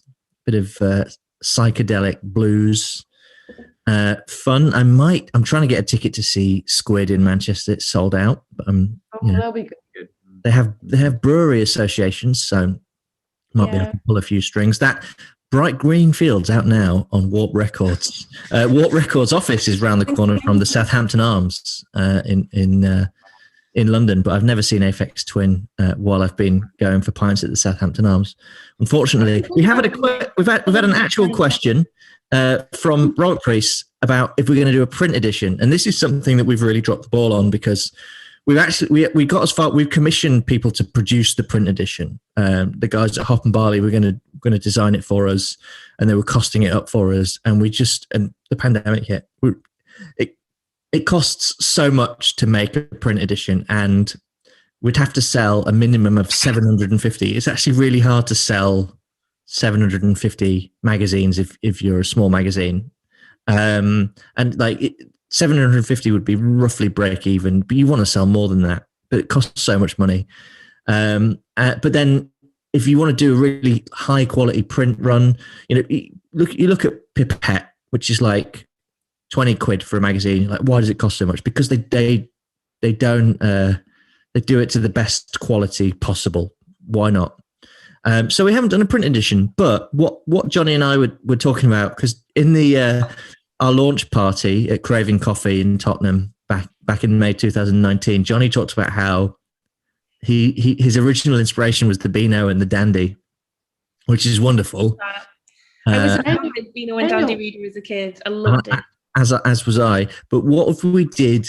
And this is literally, you're basically now in a live editorial meeting. What if we did like a yearly annual? Sorry, everyone. Annual, just once a year, and that way I think we could basically, if we're going to do print, we have to assume we're going to lose money. Yeah. Like it's going to if we're going to lose money, let's do it in style, and let's do a ridiculous annual. But what do you want to see in an annual? Do you want to see a best of? I thought you were on fire there, Johnny. Johnny, what would you want to see in a Pellicle annual? I would like to see the best of articles with expanded artwork. So not just like whenever you get a special edition record, you want the extent, you want the bonus tracks, you want the you don't. I sometimes. So can we put like extra like paragraphs full of crazy shit in there, like pull out bits as well. Tracks. No, but like all bits I ask people to cut out their articles, put back in. Yeah, exactly. I'm not doing that. Johnny, when you said the best of articles, I thought you meant listicles. Like, here's all the best of things. And I was like, why would you go for the things that work best online, but in a book? Just like lists of, and this was good, and this was good, and this was good. Next page, this was good. Clickbait articles. That would be amazing, actually. Just they're called flipbait. Yes.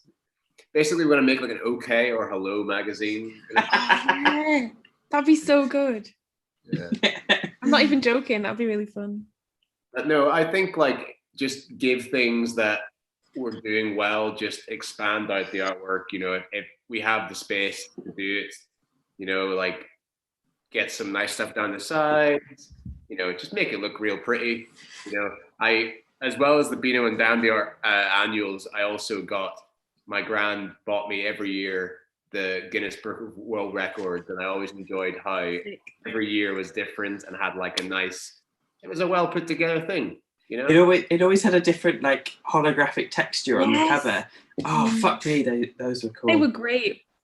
I never got them. My cousin was always the one who got them for Christmas, so I just always used to read them at my cousin's house on Christmas Day after dinner.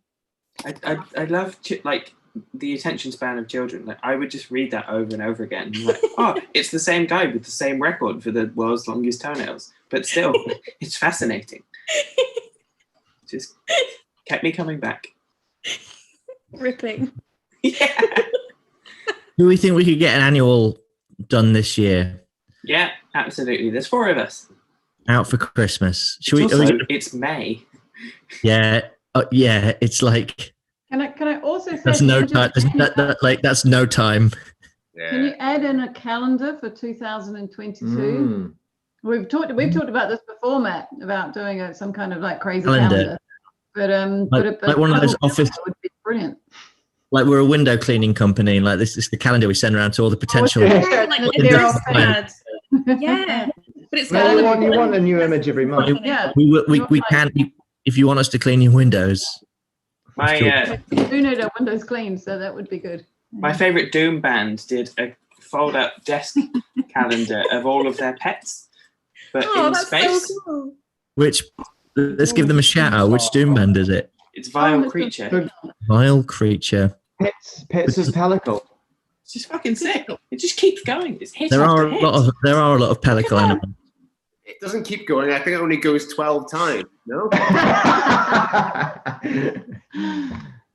Yeah, fair enough. I'm desperately trying to finish this West Coast IPA. Maybe a Pellicle candle. This is our latest. Oh, it's just cinder.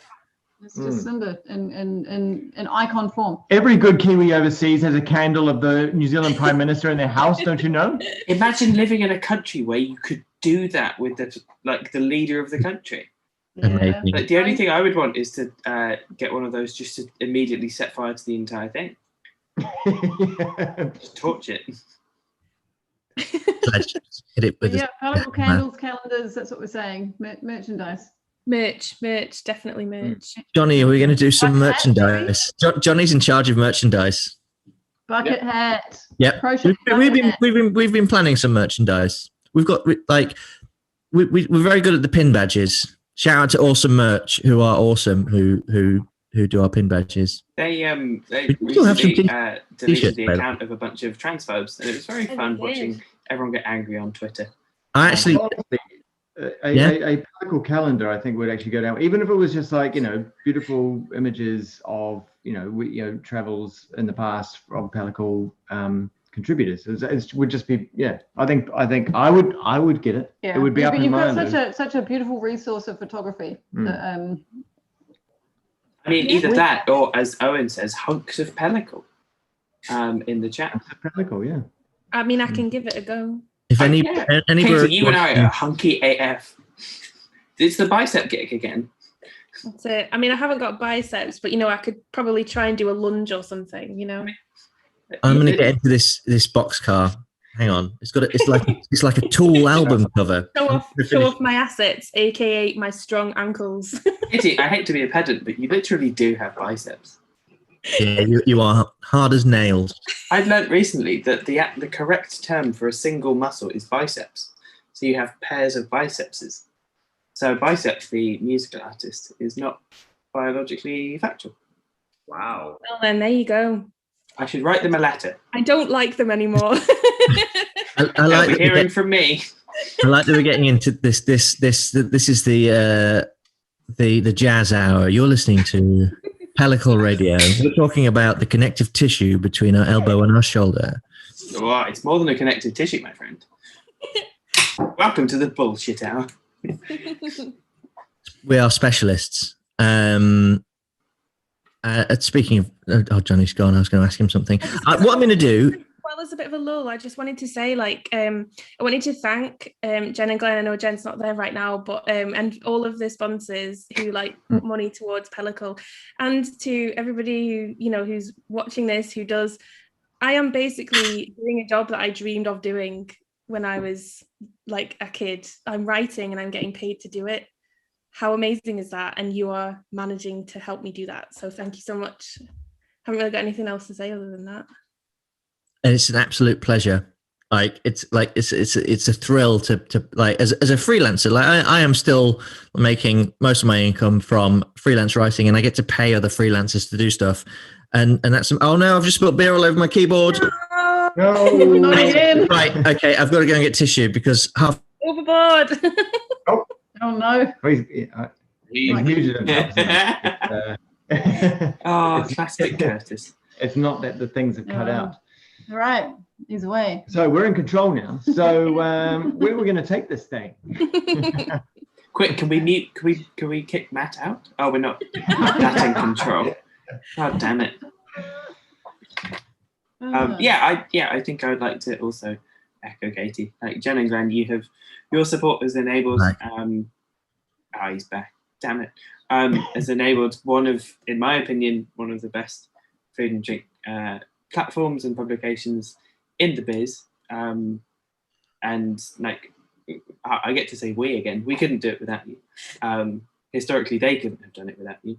But yeah, everyone else who supports on Patreon as well. That's patreon.com/ what is it? Pellicle Mag? Pellicle Mag. I didn't do my homework properly, but yeah, patreon.com. We're all dead busy. It's freelance life is a well, all of us we run small independent businesses, and we run a magazine in our spare time on the side. So that's wicked. And I think I like to think we're a part of there's some amazing stuff. I jokingly mentioned Vittles, but what Jonathan Nunn and he's got a little team now of people helping him with that. That's amazing. What Alicia Kennedy does every Monday. I emailed her this week. Just how do you do it? But that's just the tip of the iceberg. There's some amazing stuff out there. People are working really hard to produce brilliant content. We talked about Claire Bullen, who's editing Could Be a Hunting. Again, just constantly, it's a good time for drinks coverage, for beer coverage, which is why, you know, we talked earlier about the more challenging side, which is why we have a responsibility to that. But also, it's great to see. It just helps. Every article we put out, you don't know who's going to read that and how it can like open up a world of goodness to them. So cheers to that. Cheers to Sam at Boxcar for this beer I've spilled. It might have broke my keyboard. And Great. cheers to you beautiful lot. Very good. We talk a little bit about Boxcar and Well, what a lovely little brewery they are. Yeah, that someone was wrote an really- article. Someone wrote an article about Really? it. That was a Lily article, and really helped, I think, cement Sam's place in the mild community. The mild community is such a great term. Everyone's Love just that. sort of fairly ambivalent about everything and just sort of like, well, yeah, exactly. Yeah. there's no strong opinions anywhere. They go Yeah. for a wee. Bye. You said don't announce the toilet break. We were briefed on this, Yeah, Matthew. pretend you're doing something else. Be Someone come. mysterious. But yeah, I think, you know, I mean, you know, we're biased obviously because he's a good personal friend, but I do think Sam from Boxcar is one of the beautiful people of the world, and he has a very wonderful way of looking at life, looking at the world, and I think it comes through in his beers. Yeah, I mean, this beer particularly is like the most, you know, I don't know if you can see that, but it's a pretty trippy can. A lot of his cans are pretty trippy, but they're wonderful, and he's really just not cut any corners on quality. I went to go pick up beer the other day, and he was just sitting in the sunshine outside the brewery with his laptop. And I said, "What are you doing?" And he said, "Well, I'm just doing some labels, and I'm thinking about introducing some orange into this one, you know." So there was this philosophical kind of conversation about what color was going to be merging onto the next. Oh, I can, love you know? that. It's just like if you don't know Sam at all or very well, just follow Boxcar's Twitter, because you get the occasional glimpse into that lovely mind of just sometimes we should all be at one with the trees. Yeah. And it's just like, if I ever have like an enormous existential crisis, I would love for him to hold me in a swimming pool and just tell me things. Because his way of looking at things is just so like, Wow. okay. And the funny thing, there is a lot of seriousness about it, but at the same time, it's not. You know, like at the, you know, like he's taking it seriously, but at the same time, you know, it's all part of the cosmic universe. We're all just dust in the wind. You know, so. Like, I think the first time I properly hung out with him, he just told me about the time he was at maybe Glastonbury or a big festival. And he was having a great time, and a bee landed on him, and he had a really personal moment with the bee, and I was like, oh, That's very sad. how wonderful! Fine, I don't know him at all. He sounds amazing. You must get to know him. He's Actually, an exquisite character. He is exquisite. And one of those weird things, speaking of Glastonbury, like at Glastonbury 2017, I think it was, Glenn and I were watching Radiohead with a friend, and I was like, halfway through, and I'm just like, I'm not feeling this. I'm going to go to Flaming Lips on the park stage. So I just wandered over there by myself, quite content to just go and watch Flaming Lips by myself. And then I heard Jen, and it was Sam and Emma, and I was like, you know, the absolute best people to watch that particular band with at that time. It was just this absolute transcendence, and I think all of us would agree that was the finest festival moment we ever had. Sorry, Glenn, you weren't there. Radiohead. Just a wonderful thing, and I think it just comes through in his beer because he doesn't cut any corners. Did you just say you didn't go and see Radiohead, Glenn? No, I was at Radiohead. I saw half of it, and then I left. Yeah, thank God I was at Radiohead. I would have gone to see Radiohead as well. Yeah, although I love Flaming Lips, but you know that was a once in a lifetime for the Radiohead. I used to live in the Alexandra Palace, and I was once woken from a really bad hangover by them. They were playing an outdoor gig at Alexandra Palace, and they were sound checking so loud, like that it resonated across the whole of Crouch End. That was the weirdest free Flaming Lips concert I'd ever seen. One thing I've got tickets for beer festivals. I've decided to go to beer festivals. It might have something to do with the fact that on Sunday I am getting my first shot of vaccine, but I'm going to Manchester Union are doing a little festival here in Manchester in June. I'm going to go to Hop City on the Saturday, and I've got tickets for Leeds Beer Festival. How do you feel about getting out to beer events again, big or small? We're pouring at London Craft Beer Festival, which is the second festival that Queer Brewing would have ever done. That's amazing, because you used to work for them, and now you're pouring at the festival. That's awesome. I've come some circle, maybe not full circle, but that would be really nice. And I'm excited for it. We'll get to pour alongside Amber, who's now our salesperson, Amber Donalds, industry legend. I just think just our pal Amber, so shout out to Amber. Shout out indeed to Amber. But like last September, I think, maybe last June, whenever, Bristol Craft Beer Festival went ahead in the betwixt times between lockdowns. And there was a lot of sort of umming and ahhing about whether or not it should have happened. And there was Nikki Pete wrote a great article for Good Beer Hunting about it. But sort of the takeaway that I got from most of the brewers who were there said that they felt incredibly safe. And I know the team are going to be working towards everyone's utmost safety. So I fingers crossed, I hope we'll be in a sort of pretty okay position by then to do broadly outside things and some inside things and events. But yeah, I'm very excited. I haven't booked any tickets for beer events or festivals, but there's a brand we're doing one, which is exciting. You're beer famous. You don't need to buy tickets anymore, Lily. You just turn up and say, "Don't you know?" I bring my horde of queers with me and just sort of like storm the building. Brilliant. Queers would be so ineffective at storming buildings. Just mincing around. I'd like to see it though. I think beer needs it. I would like to see. I would like to see that. I think I also think there's an amazing opportunity there. What? You should just do a gay beer festival. Yeah. I genuinely thought you meant just turn up with a bunch of queers and raid a festival. I would be in that. Well, I agree with that, but I also think you should do a gay beer festival. I mean, I've been toying with the idea for ages. There's is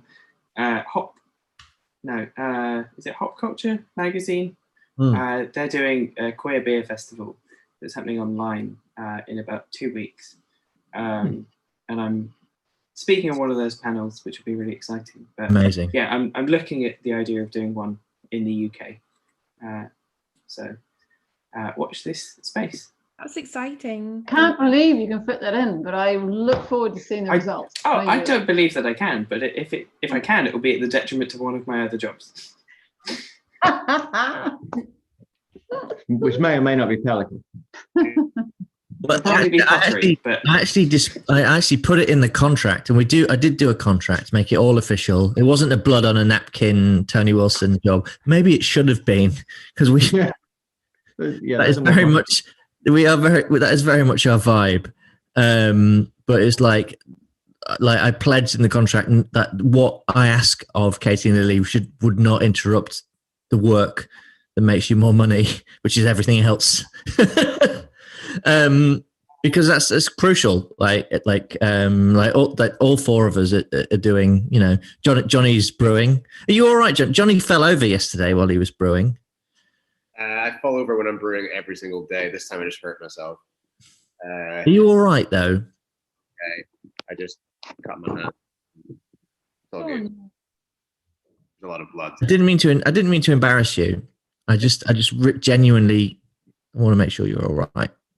I'm okay. No one was surprised at all at the brewery. I fall over on a regular occurrence. I was not surprised either. I would like to say I've not seen Johnny in 18 months, and I think we're going to have to rectify that soon, aren't we? I think I'm just going to get on a train to Edinburgh.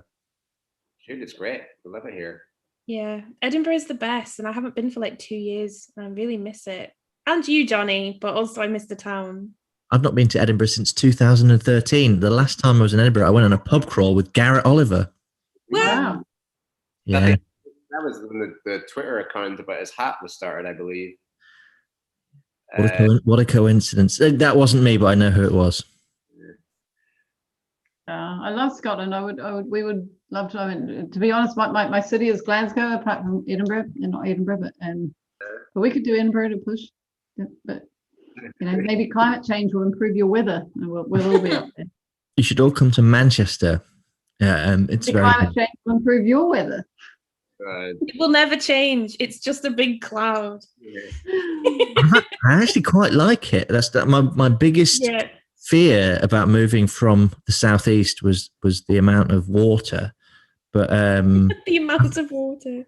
I've really that's quality water though, out of the taps. My skin is great. I'm gonna like the soft water. People actually said to me, "Oh, your skin." You do look younger. You're positively glowing there, man. Yeah, are people going, Matthew? Is that your ring light? No, I've got the zoom set. It's not full, but I've got the improvement set. The feature. I'm paying for Zoom. I might as well use the one that smooths my wrinkles. Fair enough. I've got it at about 25%, so it's not like a full smoothing, but I didn't even know that was an option. I should have used that. I didn't know that you could even do. If you ever want to use the here's Teddy. Where's Teddy? In Lily's screen. Teddy. Teddy.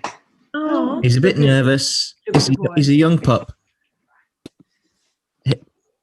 So this is Ted, who also works at Pellicle.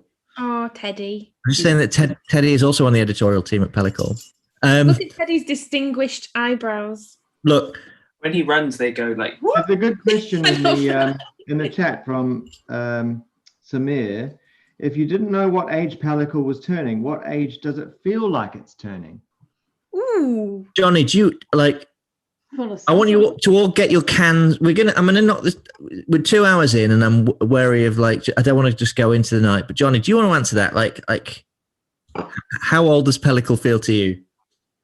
I feel like I've been doing this for a lot longer than 2 years. It's just something that it's actually a really not actually. It makes it sound like it's a bad thing, but. The routine of it is really good in that every week we have something ready to go, and it helps you track in the year pretty nicely. We put out 52 articles per week at least, and a year, and then we have things like the mixtape, and the comic, and a few other things. So it really. It really helps track your years go by. But yeah, it just feels like I've been doing it forever.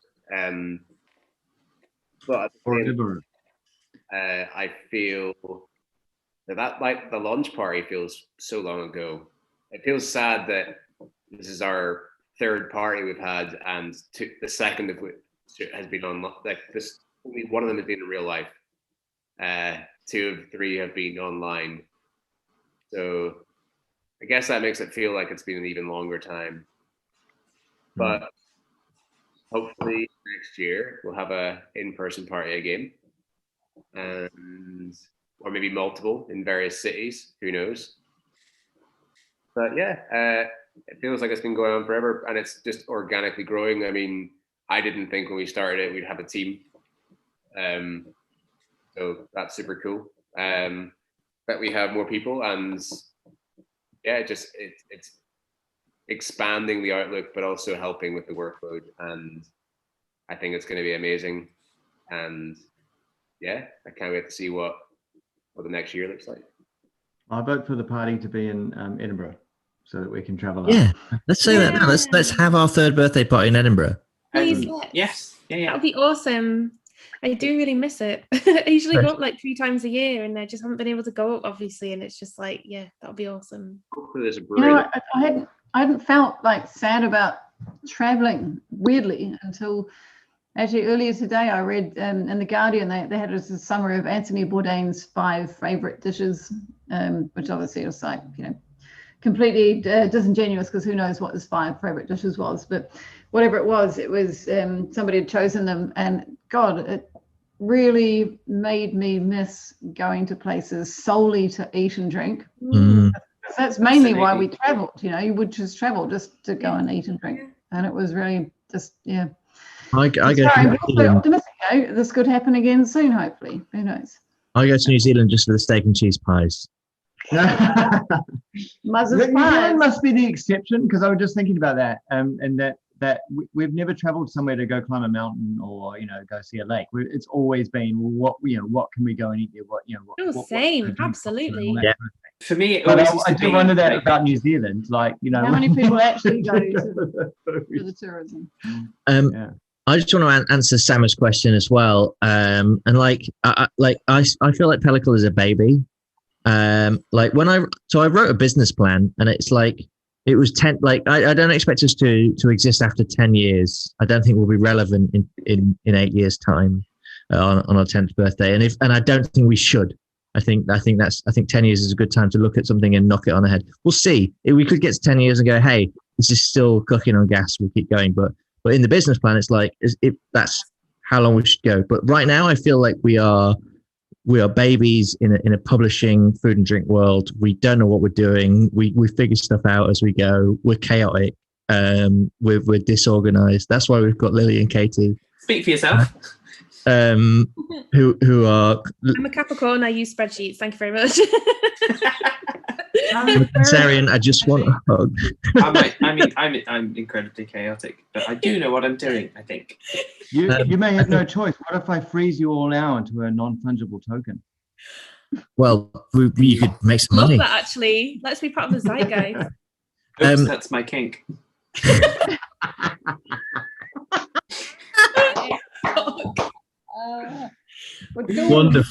Wonderful. And Kath Potter says, tell that to the Rolling Stones.